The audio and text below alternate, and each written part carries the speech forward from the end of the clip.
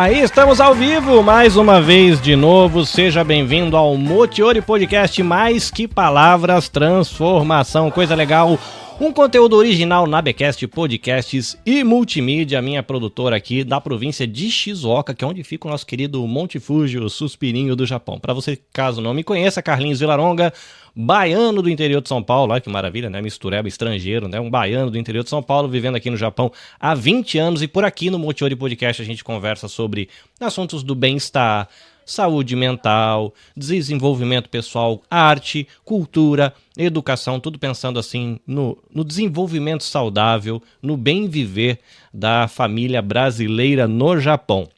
Episódio 113, transmissão ao vivo para LinkedIn, YouTube e Instagram, e a gente vai conversar sobre o Maio Laranja. Para você que não conhece, é uma campanha que roda no Brasil todos os anos, pensando aí em a gente conversar sobre a questão da prevenção ao abuso sexual de crianças e adolescentes. Então por isso a gente vai conversar hoje, Maio Laranja, prevenção e acolhimento. Para me acompanhar nesse papo, para nos direcionar nesse papo, a gente tem a psicóloga Dani Marques, que eu já vou apresentá-la e passar o microfone para ela daqui a pouquinho, e a Paola Bellucci, ativista do tema também e criadora da campanha Ninguém Mexe Comigo. Duas mulher braba que vão ensinar um monte de coisa legal pra gente também. A Dani também tem livro, é muito chique. Antes da gente seguir aqui, vamos falar dos nossos parceiros. Livraria Upstage, se você gosta de literatura, pode ser HQ, pode ser aqueles livrinhos desse tamaниco, aqueles livrão desse tamanhão assim, que vem no box com 3.000 páginas para você passar o ano inteiro lendo. Dá uma olhadinha lá no site da Livraria Upstage, no perfil do Instagram, no perfil do Facebook.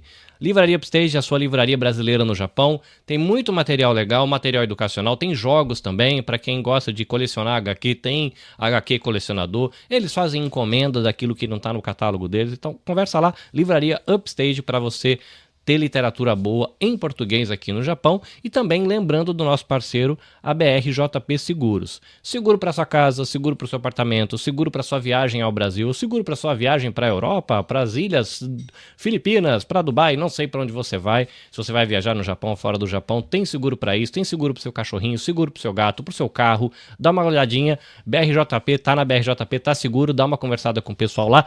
Coisa linda, e agradecimento a esses nossos parceiros que acabam potencializando o nosso alcance aqui enquanto mídia podcast no Japão. Beleza? Se você não segue o meu perfil, aproveita aí, @nabecastjp no Instagram, e segue no Spotify o nosso podcast, o Motiori. Na BQS JP, o perfil da produtora, você vai saber de todas as aventuras que a gente vive aqui no Japão, mas se você quiser seguir apenas o conteúdo do Motiori, vai lá no YouTube Music ou no Spotify, procura por Motiori, assina lá e você não perde nada. Muito bem, recadinhos dados, coisa linda e maravilhosa, chega de conversa fiada, vamos chamar aqui as nossas convidadas. Aqui do meu ladinho, do Japão, muito bem, Paola Bellucci, olá, tudo bem com você? Oi, Carlinhos. Boa noite, né, para quem está aqui no Japão, bom dia para quem está no Brasil. É muito bom, um prazer estar aqui de novo com você.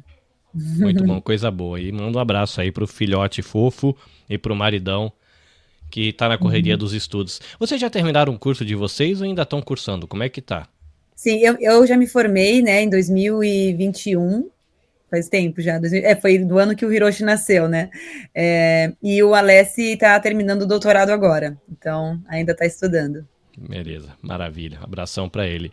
E lá do Brasil, a nossa convidada intercontinental, Dani Marques, olá. Bom dia para o povo daqui, boa noite povo daí, prazer estar com vocês. Muito feliz, me sinto privilegiada de estar dividindo esse espaço com vocês aqui, animada para poder conversar sobre esse tema tão importante. Obrigada pelo convite, Carlinhos. Muito bom, eu estou feliz. Eu vou aproveitar que você está com a fala. Eu sempre deixo os nossos convidados se apresentarem, porque eles falam com tranquilidade, falam com propriedade sobre quem são. Para quem não conhece Dani Marques, quem é você? Quem é Dani Marques? Eu sou mãe da Raquel, a gente estava falando deles agora há pouco, né? Raquel, 18, o André, 15 anos, estou casada com o Felipe há 21 anos já. Então, número 1 aí, minha missão número 1, minha família, sempre digo isso. E, além disso, sou psicóloga clínica, trabalho especialmente com atendimento de crianças e adolescentes e famílias. E eu faço esses atendimentos normais, assim, normais entre aspas, né, as demandas mais comuns e também em casos de suspeita de abuso, suspeita ou confirmação de abuso infantil. Então, atuo muito, assim, dentro dessa área dos processos judiciais, o campo jurídico e tudo mais. Então, com toda essa trajetória, essa jornada aí, acabei adquirindo um conhecimento através dos estudos, experiências, e resolvi construir um livro, montar um livro com linguagem acessível para a população, um livro de orientação pensando na prevenção, né? E um livro chama Infância Protegida, Educação para a Sexualidade Sadia e Prevenção ao Abuso. Procurando Infância Protegida, você acha com facilidade. Eu também escrevi já, agora são 8 títulos infantis, tem alguns publicados aí.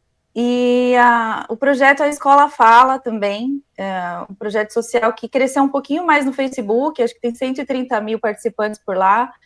Tem no Instagram também, foi um projeto que criei para que os profissionais da rede pública de educação e estudantes também pudessem me enviar relatos e eu publico ali de forma anônima, né? Com nomes fictícios, alterando alguns pequenos dados, e ali dentro surgiu muito conteúdo relacionado a violências diversas, né?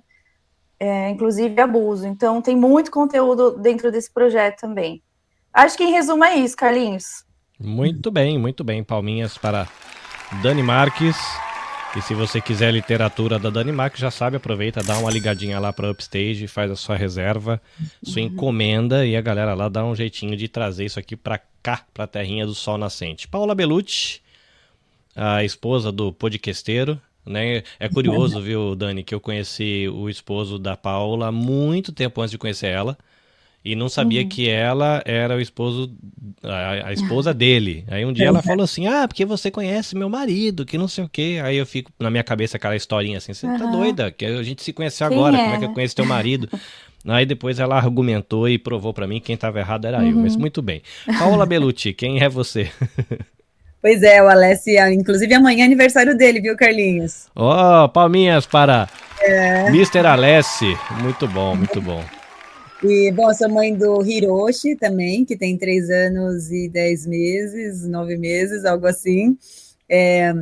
Eu moro no Japão, aqui em Hachioji, há 7 anos, aqui no interior de Tóquio. Eu sou designer de formação. Atualmente, eu estou até trabalhando como diretora de arte, gerente de marketing aqui da Tile Corporation, que fica aqui em Ibaraki. E eu sou criadora da campanha Ninguém Mexe Comigo, que foi fruto da minha pesquisa de mestrado, né? A gente estava falando disso aí no início, né, Carlinhos? Vim para o Japão estudar mestrado em Estudos Internacionais da Paz, na Universidade Soka, que fica aqui em Hachioji.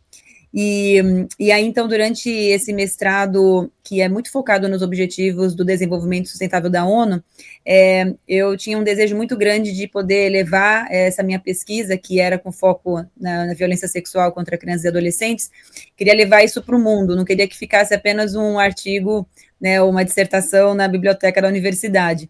E aí foi durante a pandemia, então, que eu consegui, acho que unir todas as minhas habilidades, assim, de alguma maneira, né, porque eu também sou saxofonista, sou professora de musicalização infantil, então eu sempre tive essa bagagem artística por conta do design e também um pouco da área musical, e aí foi então quando eu tive a ideia de criar uma música que pudesse levar de uma maneira lúdica e artística para as crianças essa mensagem de prevenção, de proteção. E aí a pandemia só me impulsionou ainda mais essa urgência de botar esse projeto no mundo, né? Com essa preocupação de, naquele momento, proteger as crianças que estavam em casa, provavelmente sofrendo até por isso, já que a gente sabe que o maior número dos casos acontece dentro de casa ou com uma pessoa próxima da família, da criança, né? Uma pessoa da família, geralmente, que convive com ela. E aí, então, a gente estava falando de livro aqui. Naquela época eu me conectei com a Andrea Taubman, que é a escritora do livro Não Me Toca Seu Boboca, e ela me ajudou muito a poder lançar a campanha. Então até a primeira, né, no caso eu falei que a gente fez uma música, mas também desdobramos num videoclipe, né? Então a campanha Ninguém Mexe Comigo hoje já tem um videoclipe animado, mas a primeira versão, quando a gente fez esse videoclipe durante a pandemia foi em parceria, inclusive, com o livro da Andrea Thalmann. Então, se vocês procurarem aí no YouTube, né, Ninguém Mexe Comigo, vocês vão ver essa primeira versão da música Ninguém Mexe Comigo, com um videoclipe usando as ilustrações desse livro Não Me Toca Seu Boboca. E aí a campanha acabou chegando assim em muitos lugares, né? Então a própria TV Cultura lá no Brasil abraçou assim a minha campanha e eles transmitiram esse meu videoclipe animado para toda a população, né, brasileira, porque tem lugares que não chega nada, mas às vezes tem uma televisão, né? Então, em lugares mais remotos, às vezes eu recebo feedback de pessoas que assistiram a música, assistiram o videoclipe, escutaram a música Ninguém Mexe Comigo, porque foi por meio da TV Cultura, né? E aí, por meses, eles transmitiram, às vezes, 3 vezes por dia o videoclipe. Então, isso foi muito importante para poder chegar em muitos lugares, né? E com isso a Recentemente, vocês também traduziram, não lembro se para espanhol, japonês, inglês. Tem versões também do clipe no YouTube, né? Isso, aqui já está lançado a versão em japonês, que aqui se chama Kimi wa Taisetsu. Então, até uma curiosidade, né? Quando eu estava não eu traduzindo, porque eu não falo japonês muito bem, eu sou ainda aquele Nihongo Akaranai, mas eu conversei, obviamente, com psicólogas, professoras, ativistas da área da proteção à infância, mães, aqui no Japão, e aí, a princípio, a gente tinha pensado em lançar com o nome Sawara Naide, para ser um pouquinho mais próximo da tradução para o Ninguém Mexe Comigo, só que aí eles falaram, puxa, não vai ter a entrada em escola, vai ser muito difícil, porque é um nome muito pesado, assim. Aqui no Japão as coisas são muito kawaii, né? Muito fofas. Então, Kimi wa Taisetsu significa você é precioso, né? Você importa. Então, a música e a campanha aqui tem um outro nome, né?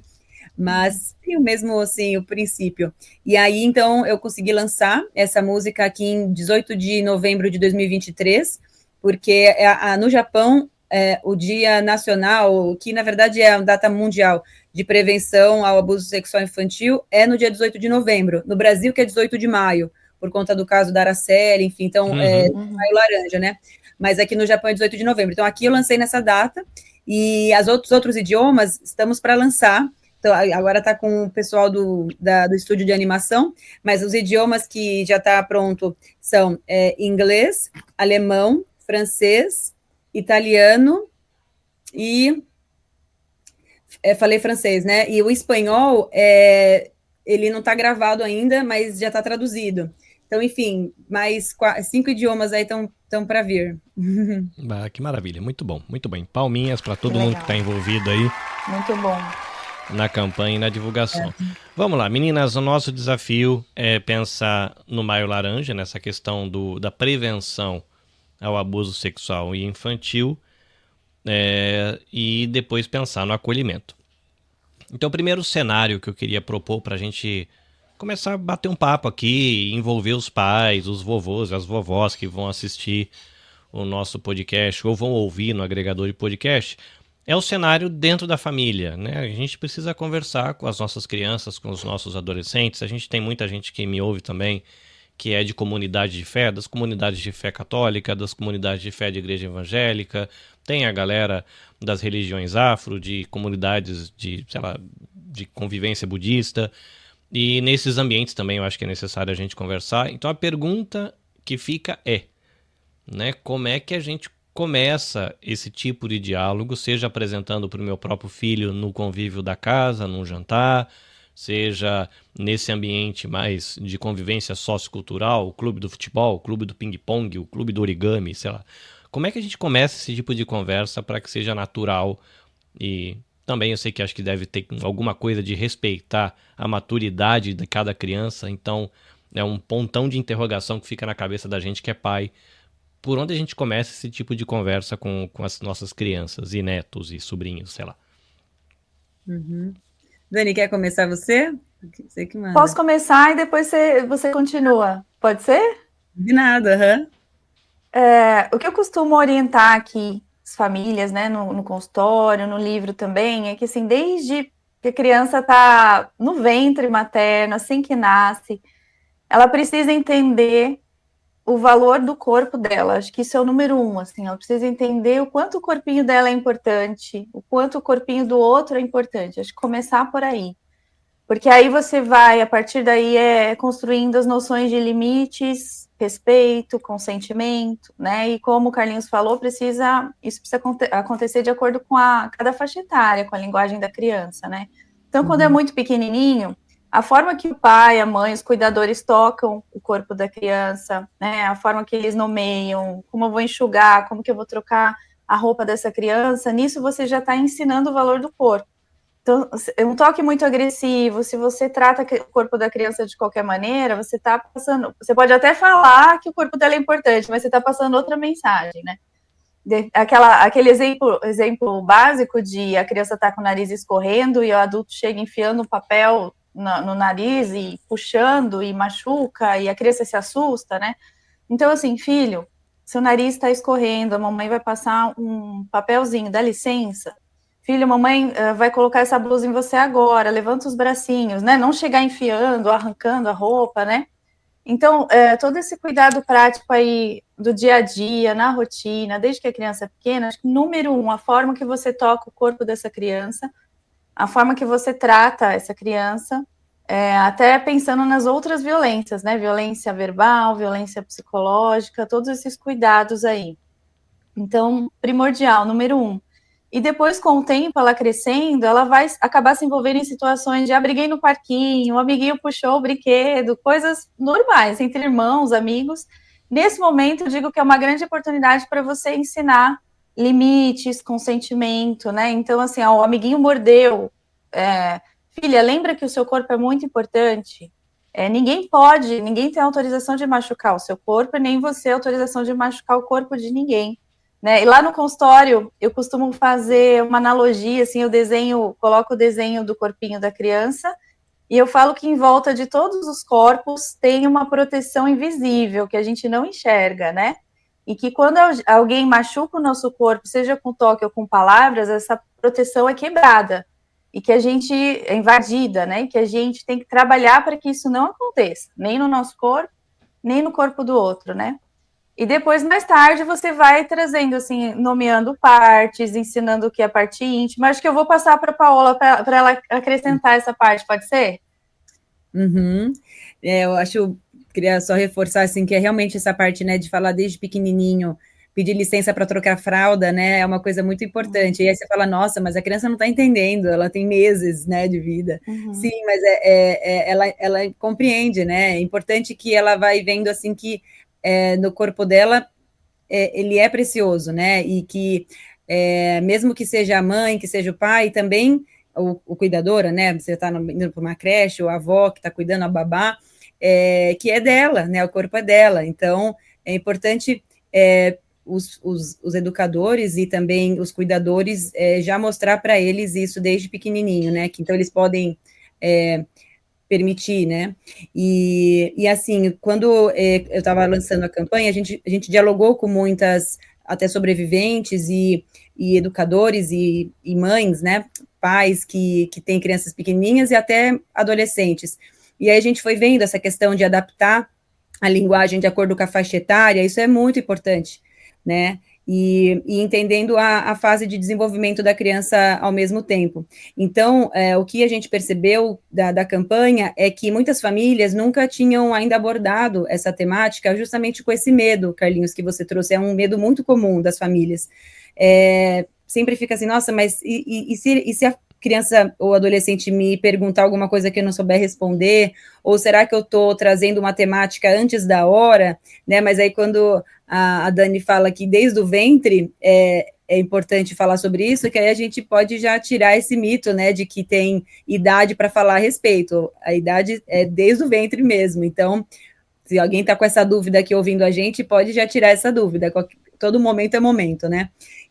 Vocês têm a impressão de que nós, brasileiros, porque a gente tem uma cultura onde a sexualidade é uma potência, né? A gente explora essa potência no carnaval, as nossas danças, né? Normalmente traz essa potência, né? Da sedução, né? De chamar a atenção para a potência sexual do corpo, da beleza, do flerte. E vocês acham que essa característica da cultura, que ela é potente, tem o seu valor, mas de que ela atrapalha na hora desse diálogo? Por exemplo, você falar do cuidado do corpo de um menino ou de uma menina, necessariamente inclui o braço, o cotovelo e a genitália. Mas quando chega na genitália, a impressão que eu tenho é que por causa dessa potência que é a sexualidade humana explorada bastante na nossa cultura, a gente conecta o cuidado com a genitália com sexo e não só com o cuidado do corpo. Será que esse olhar que a cultura brasileira tem atrapalha um pouquinho a gente na hora de começar esse diálogo de maneira natural, assim como limpar a orelha e cuidar do cotovelo, sei lá? O que vocês acham? Uma coisa que me ocorreu agora, né, de pensando não na questão do sexo, mas pensando na questão do cuidado e que inclui todas as partes do corpo, seja o cabelo, o dedão ou a genitália, né? Qual a impressão de vocês sobre isso? Eu vejo as famílias muito amedrontadas, assim, no geral.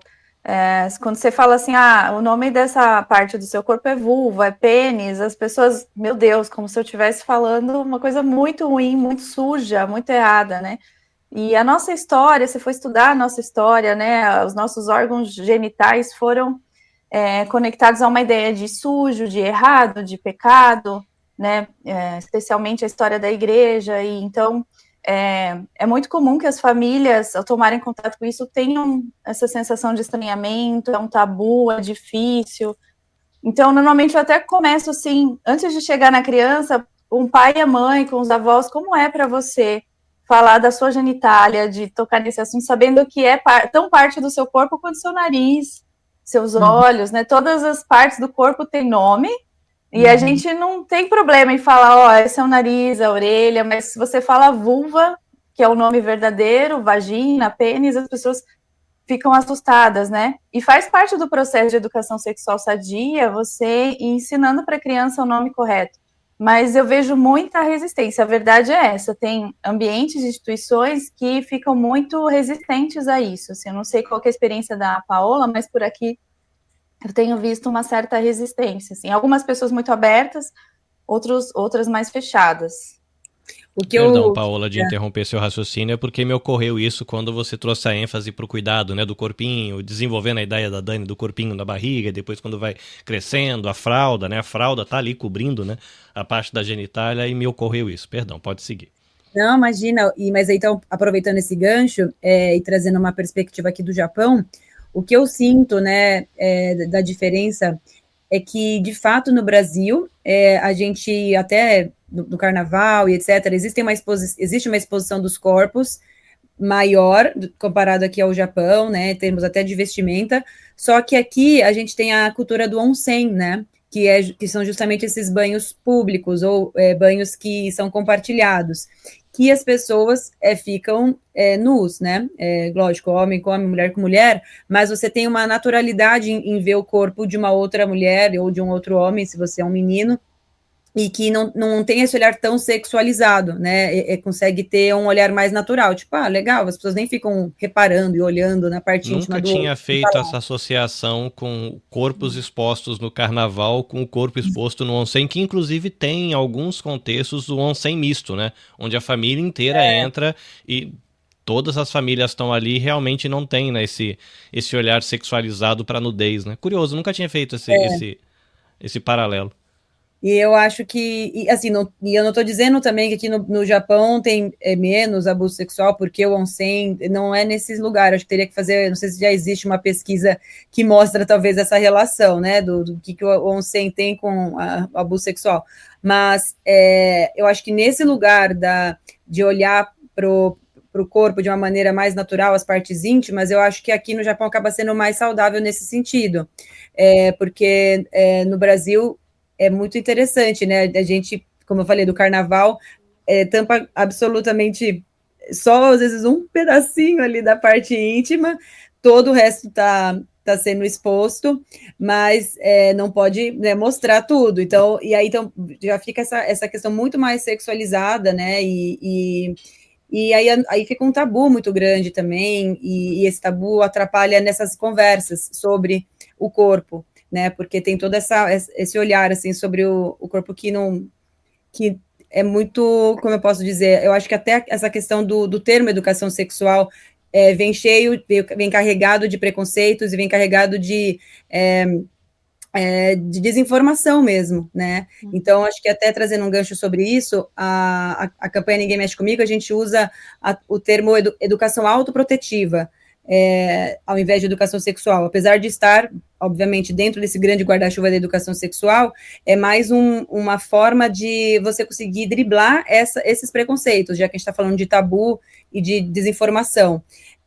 Então, quando a gente percebe que, por conta, às vezes, de alguma terminologia, você não tem entrada na escola para poder fazer com que essa informação chegue, então a gente precisa jogar as cartas que tem na mão naquele momento, né? Acredito que no futuro mais distante a gente vai conseguir melhorar esse despertar da consciência da sociedade, de modo que eles entendam que a educação sexual não estamos falando de sexo propriamente dito, é uma coisa muito maior, mas então, na campanha, pelo menos, a gente usa essa terminologia que eu desenvolvi durante o meu mestrado. Muito bom. Dani, você quer completar com alguma informação? Que senão eu já disparo outra pergunta para a gente seguir aqui o papo. Eu estava aqui pensando, estava no radar, você perguntando a forma, né, da gente ir construindo esse caminho de proteção. Acho que eu lembrei de duas coisas. Uma delas é a construção de uma rede de proteção da criança e a questão do segredinho também. Então, acho que eu vou falar rapidinho sobre as duas coisas. Então, é muito importante que a criança, desde muito pequena, ela vá entendendo que existem pessoas, e não precisam ser muitas pessoas, 3 ou 4, e que essas pessoas estejam em diferentes ambientes, pessoas de muita confiança, né? É lógico que a gente não tem como ter 100% de confiança em todo mundo, mas você vai ter aí na tua vida 3 ou 4 pessoas que você confia e que a criança se sente bem ao lado dessa pessoa, bem tratada, segura. Então, você vai falar, eu estou falando rede de proteção, você pode usar outro nome, né? As pessoas que te protegem, que cuidam de você, enfim. E aí você vai avisar essa criança, assim, ó, lá na escola é a tia fulana, na igreja é o tio ciclano, sei lá. Você faz aí o teu círculo de proteção. Em casa é a vovó, a mamãe. Se acontecer alguma coisa, né? Se alguém invadir seu contorno aí de proteção, machucar o seu corpinho, machucar o seu coração, você se sentir com medo, você procura uma dessas pessoas, né? E é importante ter pessoas nos diferentes lugares, porque, como a gente conversou aqui, a maioria dos abusos acontece dentro de casa por pessoas conhecidas da família. Então, de repente, está acontecendo em casa, a criança precisa ter alguém para contar na escola ou na igreja. Se aconteceu na escola, ela precisa ter alguém para contar em casa, né? E vice-versa. E isso é um trabalho feito na frente de prevenção, né? E aí a questão do segredinho também é algo que a gente vai ensinando para as famílias. Uma orientação é você evitar trabalhar com a palavra segredo, né? E ensinando para a criança assim, surpresa é uma coisa legal. Então, assim, você vai fazer uma festa surpresa para a mamãe, ela tem que esconder aquela informação por um tempo. E a surpresa é uma coisa boa, deixa o coração de todo mundo feliz. Mais de 2 ou 3 pessoas podem saber da surpresa, e aí você vai ensinando para ela a noção de segredo. Segredo não é uma coisa legal, né? O segredo deixa o nosso coração, às vezes, triste, com medo, angustiado, porque muitos abusadores, a maioria deles, eles, no processo de aliciamento, eles utilizam a ferramenta do segredo, eles vão testando pequenos segredinhos com as crianças, por enquanto, por exemplo, antes de tentar o abuso, eles tentam um segredinho sobre um brinquedo, um segredinho sobre um doce, e aí se ele percebe que essa criança aprendeu a guardar segredo, aí que ele vai partindo para outras tentativas. Então, pensando na segurança, o ideal é a gente trabalhar assim, segredo não é legal, surpresa tudo bem. Tem algumas ações aí que fazem a diferença de segredo bom e segredo ruim, dá para fazer também, né? Mas acho que pensando que a criança, assim, um pouquinho, ela tem uma linguagem mais concreta, às vezes é mais fácil fazer uma palavra diferente da outra, fica mais fácil de entender, mas também é possível fazer por esse outro caminho.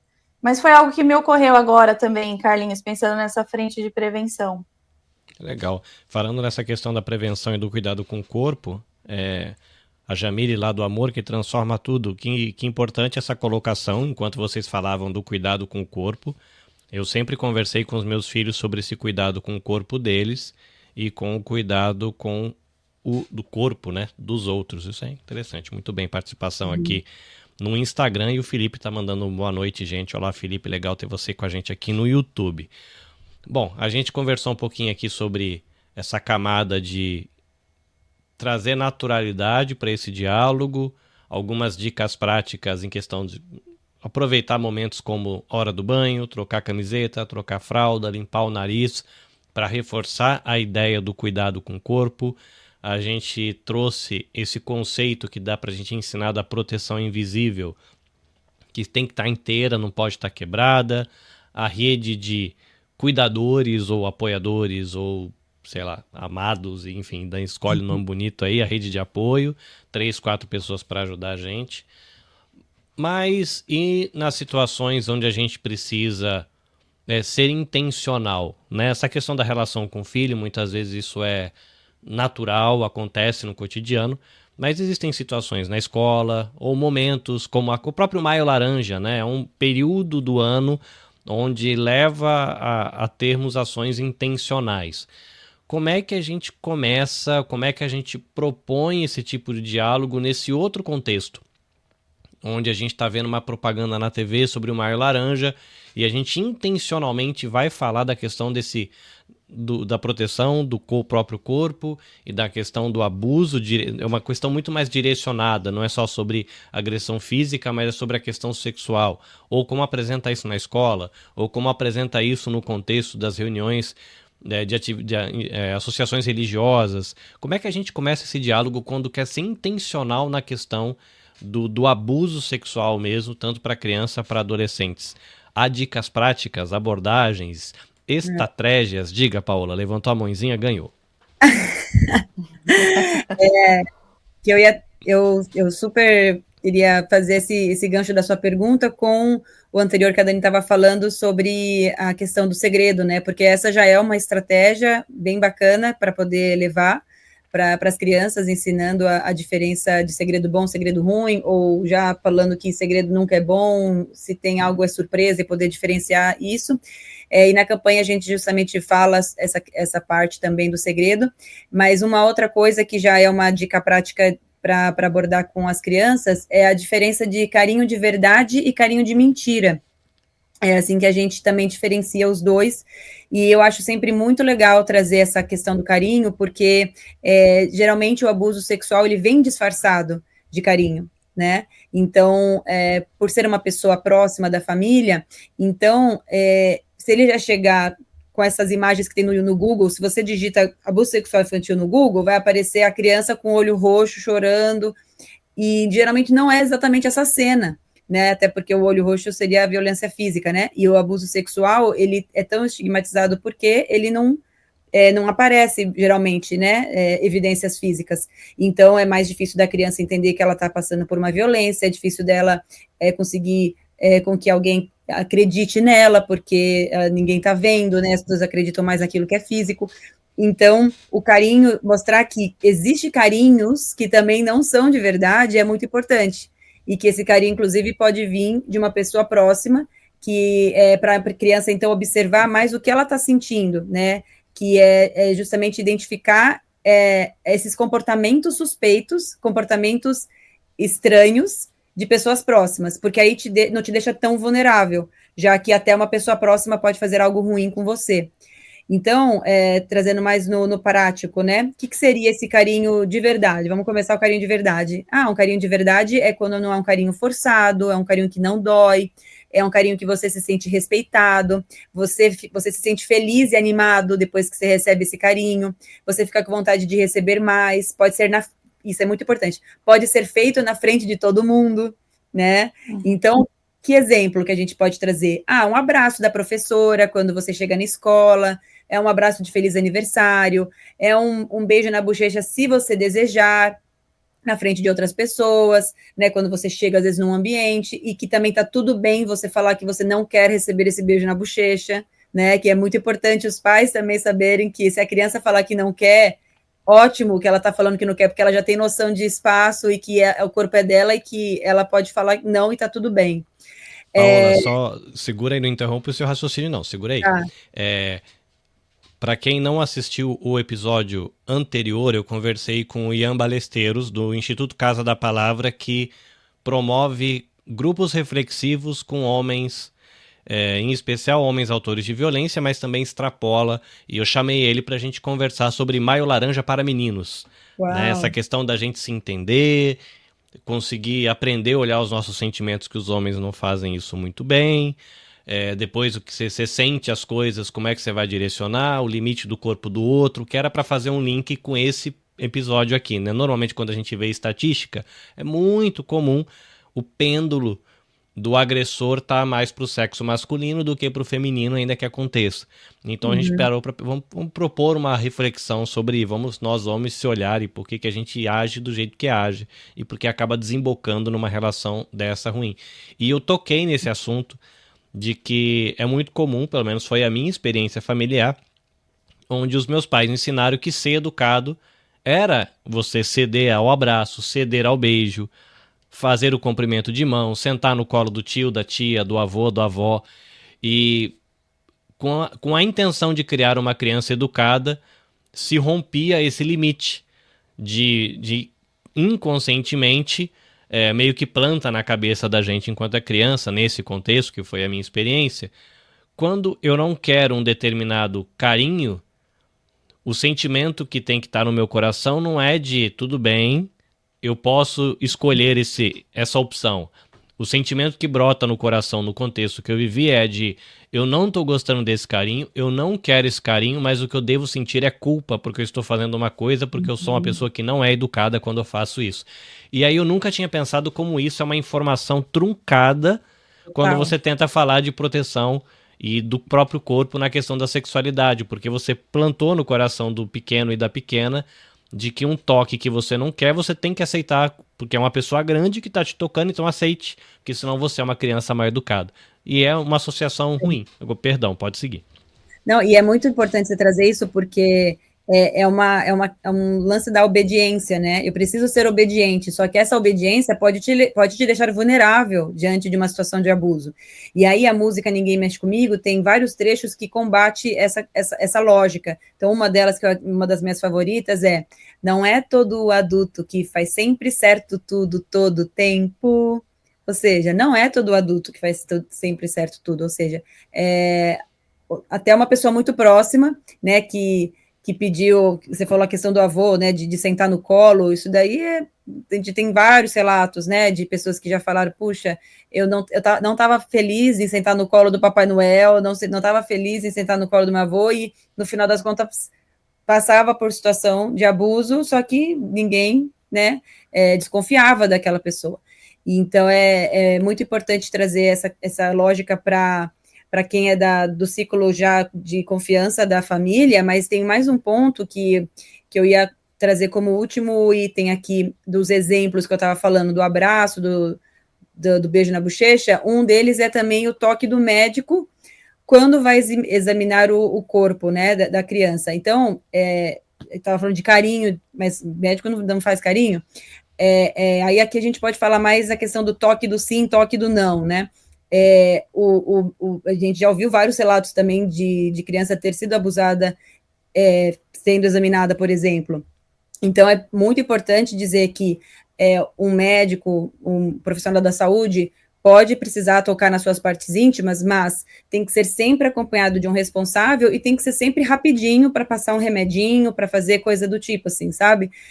Porque para também não deixar a criança vulnerável nesses lugares que ela pode passar por isso também, né? Então, acho que era importante trazer esse olhar também do campo externo, do ciclo da criança. Legal, Dani, quer completar? Eu só completando mesmo, assim, acho que de forma lúdica, nos diferentes ambientes, igreja, escola, em casa, com os primos, os pais podem desenvolver brincadeiras e atividades sobre esses carinho, como é que é? Carinho bom, carinho ruim? Eu chamo a gente de carinho de verdade e carinho de mentira. Aí depois eu vou falar os exemplos de carinho de mentira. Isso, e tem iniciativas que utilizam toque do bem, toque do mal, toque do não, toque do sim, né?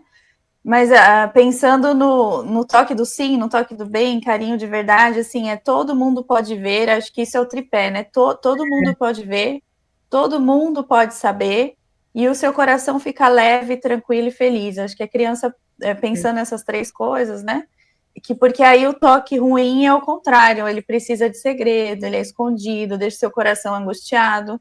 E é importante a gente falar também, assim, tem crianças, a Paula falou no início, né, que às vezes o abuso vem disfarçado de carinho. Então tem crianças que crescem sendo abusadas de forma carinhosa, né, e o abusador, ele vai tocar ali partes do corpo que são partes em que sensíveis, em que a criança vai sentir um prazer e ela não está pronta para esse momento, o corpo dela não está pronto para isso, vai despertar uma energia sexual fora do tempo certo, isso causa um trauma, é uma violência.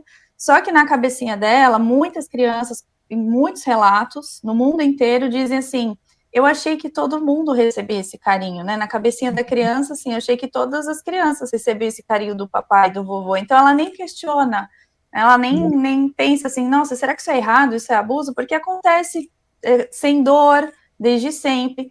Por isso que essa noção, assim, de partes íntimas, quais são as suas partes íntimas, quais são as suas partes privadas, né? Onde é permitido tocar, onde não é permitido, onde você pode tocar no corpo do outro, onde não pode. Mas eu acho que aí a Paola vai falar sobre, continuar falando, né, sobre os outros toques. E eu até, você me fez lembrar uma história que eu vou falar então depois na sequência aqui, dando ainda mais exemplos sobre carinho de mentira. Então, dizer para a criança, né, que o que seria isso? É quando pede para você não contar para outra pessoa, né, isso daí é muito importante, quando é feito num lugar escondido, quando você fica triste e confuso, quando você sente vergonha, medo e culpa, isso é muito importante também, né? Nossa, eu tô sentindo esse carinho que ele tá gostoso, mas é estranho ao mesmo tempo, porque é escondido, ou eu sinto uma culpa, ou eu sinto medo, enfim, ou vergonha, né? E mesmo que não te cause dor, o seu coração acelera, te dá raiva e vontade de chorar. Aí, alguns exemplos é quando um adulto ou amigo força a fazer esse carinho, a tocar, né, ou ser tocado nas partes íntimas, porque tem isso também, né, não é só o seu corpo, a pessoa pode, o adulto pode fazer com que a criança toque nas partes íntimas dele, né, então é importante a gente reforçar também que não é o corpo seu nem do outro, porque aí a gente já escutou relatos também desse sentido, que a criança falou, nossa, mas a minha mamãe só me ensinou que ninguém pode tocar no meu corpo, e aí ela acabava fazendo no adulto.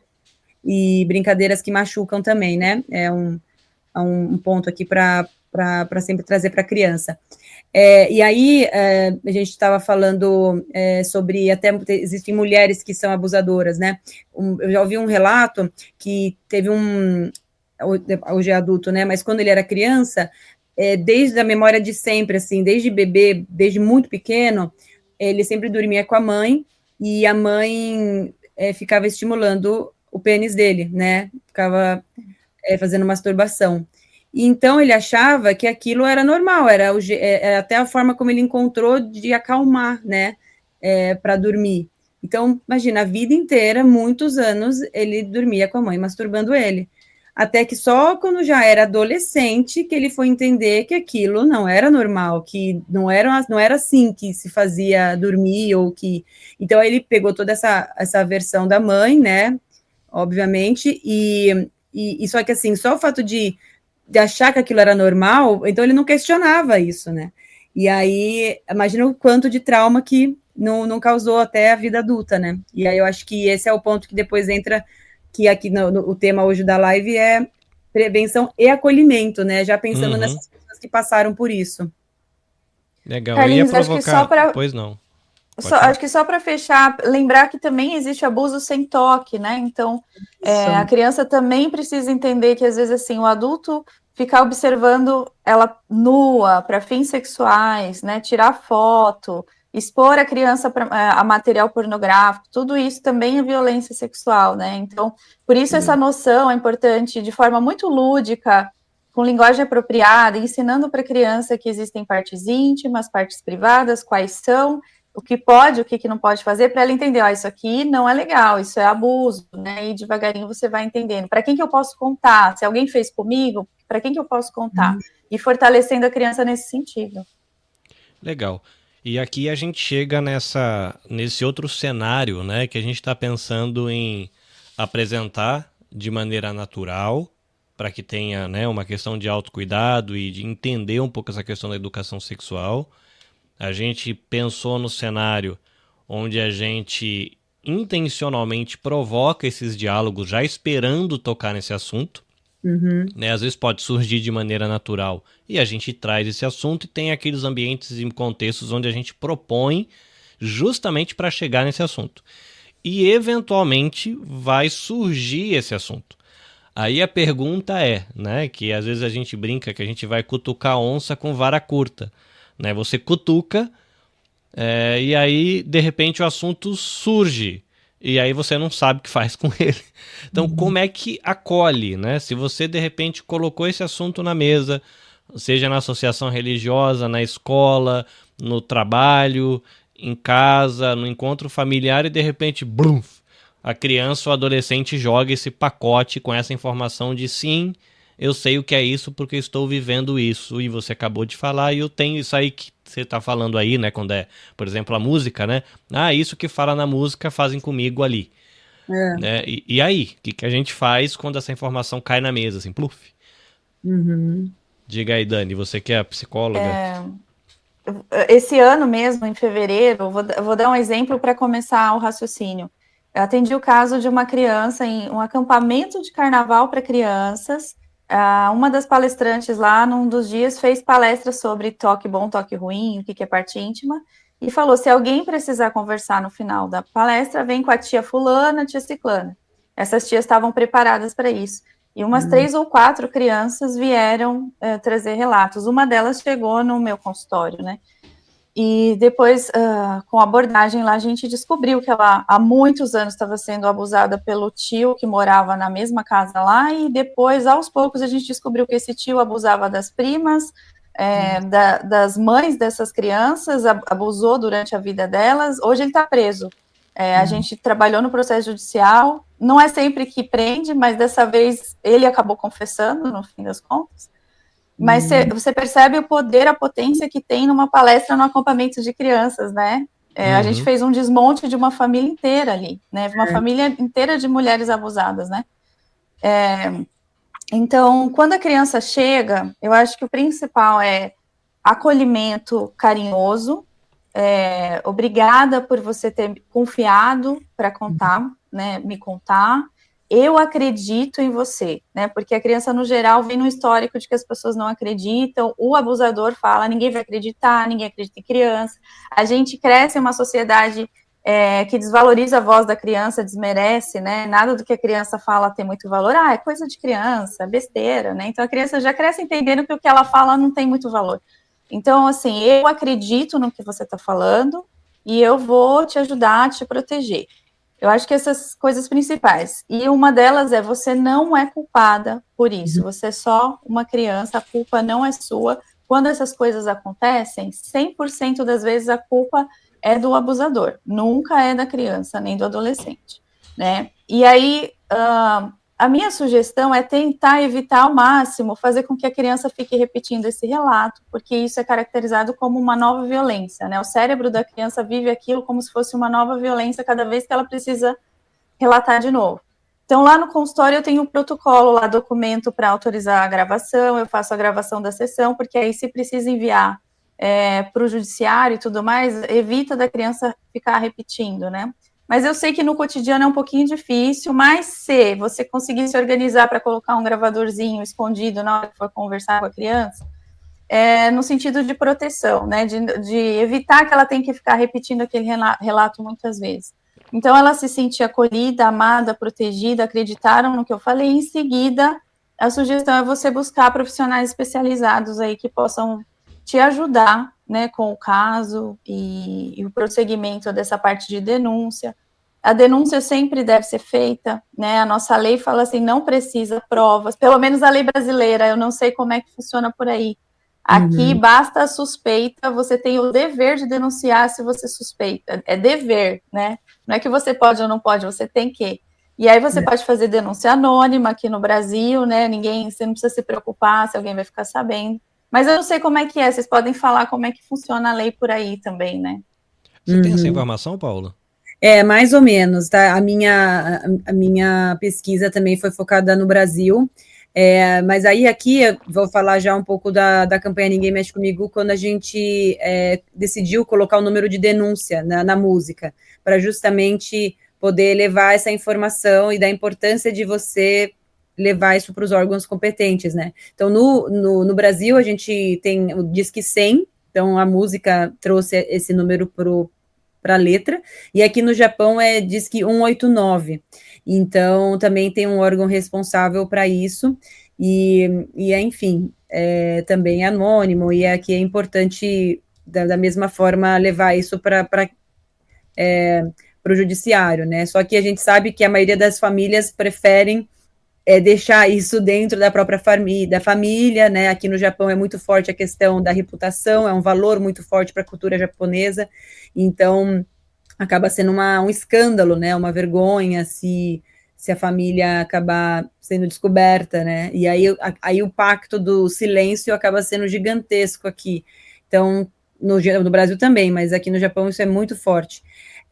Aí o que eu queria dizer também sobre esse ponto, né, da culpa, eu acho que esse é um fator realmente muito importante que a Dani trouxe, para a criança, né, realmente entender que a culpa não é dela, porque geralmente esse é um dos traumas, assim, que carrega, de fato, até a vida adulta, né, e aí por isso que durante esses 5 anos da campanha, que foi agora dia 18 de maio que a gente completou, a gente lançou uma segunda música, que se chama Eu Sobrevivi, também composição da Bruna Caram, que foi a cantora que criou a música Ninguém Mexe Comigo, e aí tem vários trechos da música que a gente fala, né, nunca foi minha culpa, nunca foi sua culpa, e aí eu recomendo que quem estiver assistindo também possa ouvir, essa questão da revitimização, ao você contar novamente a história para várias pessoas, isso é muito importante também que a Dani trouxe, e aí, às vezes, a forma como a família acolhe esse relato da criança, e mesmo o relato depois de adulta,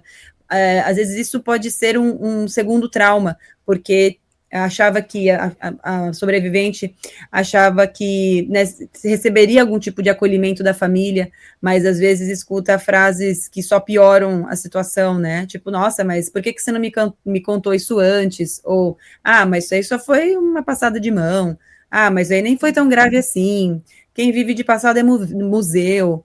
É umas coisas assim absurdas, né? Então, acolher sempre né, falando, puxa, eu sinto muito por você ter passado por isso, ter cuidado com as palavras, não querer saber com detalhes o que foi que aconteceu, por que você agiu dessa forma e não agiu de outra, por que você não saiu correndo, tem vários, assim, eu ia falar em inglês, mas o do e don'ts, né, o que você pode e o que você não pode fazer quando alguém confia em você, uma revelação, né, um relato como esse. Então é muito importante ter isso atento. A tendência do adulto, assim, Carlinhos, só para fechar mesmo, nessa hora ficar muito nervoso, o pai, a mãe, né, a pessoa que recebe. E aí, se você não toma cuidado de dividir, eu não posso ficar nervoso com a criança, a minha raiva é do abusador. Então, você precisa, às vezes, fala assim, filha, a mamãe vai ao banheiro, eu já volto. Se você perceber que está ficando alterado, porque se ela perceber que você está alterada, e essa frase, porque você não me contou antes, porque você não me falou, a criança se sente mais culpada ainda. Nossa, eu realmente, né, devia ter contado antes. Talvez aquele raciocínio assim, tá vendo? Não devia ter falado. Exato. E aí até pode bloquear o canal de comunicação para ela contar outras coisas, porque no geral a criança começa a contar de pouquinho em pouquinho, né? Então é importante ela se sentir muito segura, acolhida, para ela poder trazer tudo o que for necessário. O Felipe está perguntando aqui sobre a questão da denúncia, né? Eu coloquei até aqui na tela, né? No Brasil a gente usa o Disque 100 e no Japão o Disque 189. Aí o Felipe perguntou... Perdão, o Felipe perguntou aqui no YouTube: é importante falar com a família e ter o consentimento e o conhecimento deles antes de denunciar? Eu estou imaginando que ele ouviu isso num contexto, por exemplo, de uma escola, ou que ele ouviu isso num contexto de uma cerimônia religiosa. Aí a criança abre esse assunto para ele. né? Um exemplo aqui. Ele deve entrar em contato com a família antes de fazer a denúncia ou é direto e deixa que o sistema faça esse processo? Qual que é a orientação? A recomendação é que você nunca fale com a família, vá direto para a denúncia, porque existem muitos casos em que a família vai fazer... Se a família está abusando, às vezes é o pai, é o padrasto, o avô, ela vai fazer todo um contorno para fugir de tudo isso. Tem famílias que desaparecem, inclusive. Assim. Então, você não acha mais o endereço da pessoa. Então, o ideal é você faz a denúncia e deixa com os profissionais todo o protocolo certinho, eles vão saber o que fazer. E se você fizer denúncia anônima, ninguém vai saber que foi você. Tem muita gente que tem medo, né? Vão descobrir que fui eu, de onde veio. Então, faz denúncia anônima. Se você não tiver esse medo, vá até o conselho tutelar da tua cidade, mostra o rosto também, depende da situação e da pessoa, né? Eu acho que depende, sempre depende da situação e do contexto. Muito bem. Bom, é um assunto que, óbvio, a gente não consegue explorar e esgotar ele em 60 minutos de bate-papo, mas eu acho que a gente abordou bastante situações que abrem janelas de diálogo para a gente explorar mais esse tema. Então eu vou propor para cada uma de vocês, eu vou começar com a Paola, que está aqui no Japão, pertinho de mim. Primeiro, se você fosse deixar dicas, né? Você tem até a própria campanha, deve ter perfil, deve ter site, deve ter, enfim. Como é que o pessoal pode continuar esse diálogo a partir dos canais que você tem? E se tiver algum ponto que você fala, olha, Carlinhos, era importante a gente falar isso antes de ir embora. Então você pode trazer esse ponto antes e depois você deixa os teus canais e se repete a mesma lógica para Dani, né? Se tem alguma coisa que você julga assim, cara, é muito importante falar isso antes da gente terminar o episódio, pode trazer e depois pode divulgar teu livro, tua campanha, Facebook, Instagram, manda ver, que não paga nada, que é de grátis. Eu acho que eu queria agradecer em primeiro lugar, né, esse espaço, Carlinhos. Todo ano, né, você traz essa temática do Maio Laranja e isso é muito importante porque é um assunto que permeia tantas famílias. É muito comum a gente começar a falar desse assunto, aí quando percebe numa roda, às vezes de 10 pessoas, sempre tem mais de um, inclusive, mais de uma sobrevivente, por exemplo, ou uma pessoa, né, que sabe de alguém da família, ou sabe, sempre tem alguém que conhece, que passou por isso. E aí, então, eu acho que falar a respeito é muito importante. Eu, como uma sobrevivente, eu decidi transformar essa minha dor em ativismo, e aí transformei na minha campanha. Mas não necessariamente esse é o caminho que todas as pessoas vão seguir, mas só o fato de conseguir, às vezes, contar para alguém ou ressignificar isso é muito importante. Até nessa campanha do Eu Sobrevivi, quando a gente lançou o videoclipe que está no YouTube, várias mulheres, assim, de idade participaram da mobilização e no videoclipe elas estavam segurando a palavra Eu Sobrevivi, né? E muitas ali foi a primeira vez que elas tinham contado para alguém, mas só o fato de ter, assim, realmente colocado para fora, quebrado o silêncio, foi fundamental. Então, eu acho, né, se tiver alguém aqui que passou por isso, acho que quebrar o silêncio é muito importante. E se sabe de uma criança que está passando por isso agora, também ter essa coragem, né, de denunciar, de levar para frente essa questão e quebrar o pacto do silêncio. Eu acho que isso é uma coisa que a gente vê em vários países, né? A gente está falando de famílias, sempre tem essa problemática em alguma instância. Então, você pode encontrar a campanha no Instagram, ninguém.mexe.comigo, ou até meu perfil pessoal, Pabellucci, Pabellucci, e no YouTube da campanha Ninguém Mexe Comigo também. Tem a versão em japonês, então você pode procurar Kimi wa Taisetsu, e você pode assistir também o meu TED Talk, que eu participei aqui no Japão, e lá eu estou contando a minha história com mais detalhes. O vídeo está em inglês, mas você pode colocar a legenda. Então, obrigada, Carlinhos, pela oportunidade. Muito bem. Sempre bom receber vocês aqui. Sempre bom que agora você, né, com a sua nova atividade profissional aí como designer e essas coisas tudo, a gente acaba se encontrando nos eventos, é legal. Vai tomar cafezinho. Dani Marques, por gentileza, sua reflexão, se você quiser pontuar algo e divulga aí teu livro, teu material, manda ver. Sim. Eu acho que uma última informação, né? A questão dos sinais e sintomas, acho que vou deixar aqui para os adultos ficarem atentos, né? A criança, no geral, né, quando o abuso não aconteceu desde que é bebezinho e que a criança acha que isso é normal, então, nesse caso de que acontece desde sempre, não tem toque de violência, a criança não costuma mudar muito o padrão de comportamento. Mas quando acontece em um dado momento da vida, no geral, essa criança ela vai mudar o padrão de comportamento e ela vai apresentar um conjunto de sinais e sintomas, né? Então, importante papais, mamães, professores estarem atentos. Era uma criança muito faladeira, de repente ficou muito isolada. É uma criança que estava indo bem na escola, de repente começou a cair na aprendizagem, dificuldade de foco, concentração, passou a ter medo de dormir sozinha, medo de ir para certos lugares, medo de certas pessoas, ou comportamentos com conteúdo sexual adulto, brincadeiras, desenhos na massinha com outras crianças que têm um conteúdo sexual adulto, porque a criança ela não tem que ter acesso a esse conteúdo. Se ela está projetando ali é porque ela teve acesso. Então, assim, fica de olho.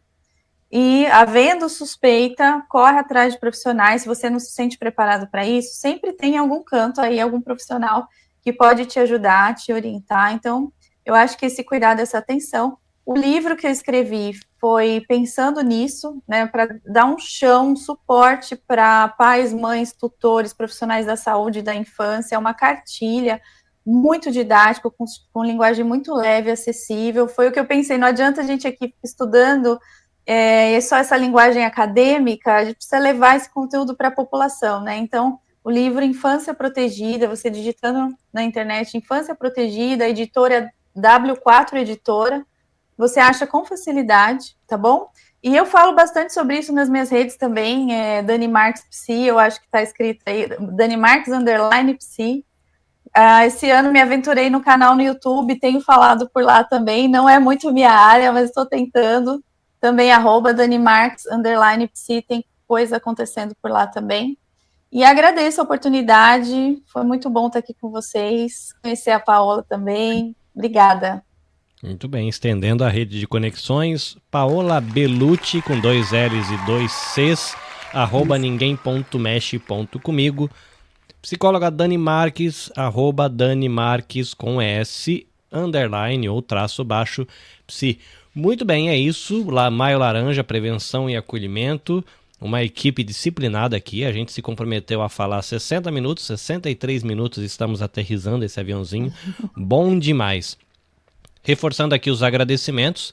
A galera da Upstage, da livraria, sua livraria brasileira aqui no Japão. Se você quiser, inclusive, literatura aí da Dani, entre em contato com a Upstage, apresenta, conversa com eles vão articular para conversar com você e trazer para você o recurso, né, os livros dela, sejam os livros infantis, seja o livro, né, A Infância Protegida para cá também. E lembrar você da BRJP Seguros, você, né, tem, de repente vai fazer uma viagem porque o filho vai praticar um esporte, porque você vai fazer uma viagem de turismo, casa, carro, animais. Tem um catálogo grande lá de questões de seguro que pode proteger você e sua família. Vai para o site, vai para o perfil da rede social, busca conhecer e de repente você encontra ali um produto que pode ser benéfico para sua família e isso é bom demais. Se você não segue os meus perfis, Instagram, Facebook e YouTube, @AnabecastJP, LinkedIn e TikTok, @CarlinhosVilaronga. Se você for no YouTube Music ou no Spotify, joga o nome do podcast, Mochiori, MOCHYORI, Mochiori com Y, que é chatinho de escrever, mas sem estresse. Olha a descrição do episódio, seja no Spotify ou no YouTube, tá tudo escrito ali com os linkzinhos bonitinhos, você clica, ele já pula lá na página e fica tudo facinho. Segue para você acompanhar, é legal também para você não perder. A gente tá aqui gravando o episódio 113, então tem um monte de conteúdo relacionado a bem-estar, desenvolvimento pessoal, saúde mental. Sempre trago o psicólogo aqui, pelo menos uma vez por mês, porque é uma temática que me importa, então eu acabo trazendo, mas a gente tem aqui às vezes diálogos com artistas, tem séries gravadas em eventos, por exemplo, como a série Arte Brasil, que vai começar a sair, foi gravada durante a Semana de Exposição de Arte da Comunidade Brasileira no Japão, lá em Hamamatsu. Eu entrevistei artistas plásticos e músicos, e a gente vai publicar isso aqui no feed do Motiori, então acompanha lá que é muito legal. Mais uma vez, Paola, obrigado pela visita. Dani, foi um prazer conhecer você pessoalmente online, né? Agora eu sou ouvinte da Dani, porque ela visita bastante um outro podcast muito querido, que é do Paulinho De Gasperi e da Adri De Gasperi, que moram na Espanha, no irmãos.com. Sempre ouço ela por lá e estou muito feliz de ter conhecido o trabalho dela lá e poder ter gravado com ela aqui no Motiori, e a gente assim vai estendendo a rede. Para você que está no YouTube, para você que está no Instagram, para você que assistiu no LinkedIn, ou para você que assistiu nas plataformas de áudio, Spotify, YouTube Music, Apple Podcasts, essas coisas tudo. Bom demais ter para você por aqui. A gente espera você no próximo episódio. Até a próxima e sayonara!